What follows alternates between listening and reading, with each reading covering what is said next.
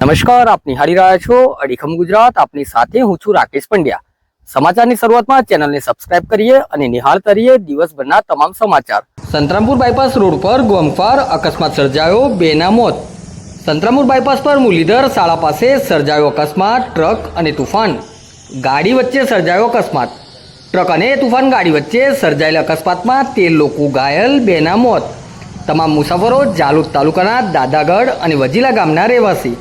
મુસાફરો મતદાન કરવા માટે અમદાવાદથી પોતાના વતન જઈ રહ્યા હતા. અકસ્માત સર્જાતા ઈજાગ્રસ્તોને પ્રાથમિક સારવાર બાદ દાહોદ ઝાયડસ હોસ્પિટલ ખાતે રિફર કરવામાં આવ્યા. 13 ઘાયલોમાં 2 લોકોની હાલત નાજુક છે. આ અકસ્માતમાં તુફાન ગાડીના ચૂરેચૂરા થયા. સંતરામપુર પોલીસ ઘટના સ્થળે પહોંચી આગળની કાર્યવાહી હાથ ધરી છે.